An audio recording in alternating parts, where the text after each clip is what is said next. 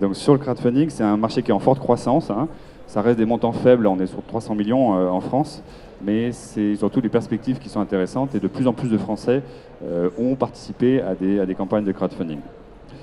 Quand on parle de crowdfunding, il y a vraiment trois formes de crowdfunding qu'il faut bien distinguer, parce qu'on a tendance à faire un petit amalgame sur le crowdfunding en général, et on pense que le crowdfunding, c'est que pour les projets, les petits projets à 5 000 euros.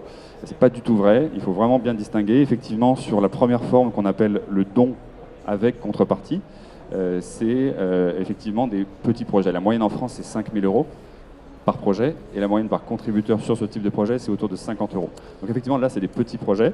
Dans le monde du vin, c'est pas évident de financer des projets avec ça, sauf si on verra, comme on le fait, on arrive à mobiliser pas mal de monde. Ensuite, il y a le mode de prêt, où là, la personne qui contribue en ligne joue le rôle de la banque. C'est-à-dire qu'elle prête, et elle perçoit ensuite en retour un remboursement du principal et des intérêts en euros. Donc elle joue le rôle de la banque. Ça a été, quand c'est sorti en 2014, une révolution, parce que c'était la fin du monopole des banques. Donc c'était une vraie révolution dans le monde des financements. Et la troisième forme, c'est l'investissement au capital, où là, les particuliers qui souscrivent en ligne deviennent actionnaires de la société. Voilà, donc je pense que c'est important de bien clarifier de quoi on parle. Le crowdfunding, c'est pas que les petits projets sur KissKissBankBank, Ulule ou Kickstarter, hein, qui sont très bien d'ailleurs, mais qui répondent pas forcément aux problématiques du vin. Il y a aussi d'autres formes qui permettent là on est sur un montant moyen de 300 400 000 euros par projet, et là on peut aller jusqu'à plusieurs millions. Voilà, donc c'est adapté à différents types de projets. Comment ça marche sur la plateforme? Il y a différents projets qui sont présentés.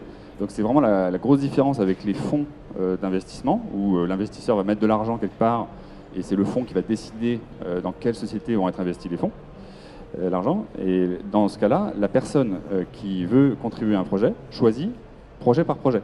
Donc c'est vraiment une décision personnelle, individuelle. Elle veut donner du sens à son argent, elle choisit un projet. Le projet, il est présenté par donc un porteur de projet, qui peut être un domaine, mais aussi, pourquoi pas, une maison de négoce. Et toute la filière vin peut très bien se financer comme ça. Ça peut être un fournisseur. Ici, il y a plein de fournisseurs qui pourraient peut-être se financer comme ça. Des distributeurs aussi. Il y a des sociétés innovantes qui ont inventé des modèles de distribution qui peuvent être financés comme ça.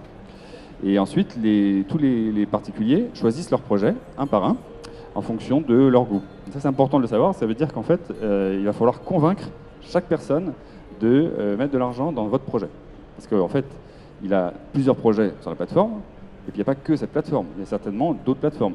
Et puis un investisseur, il a plein de possibilités d'investir son argent. Donc il va falloir se démarquer, et c'est très important du coup de faire ça.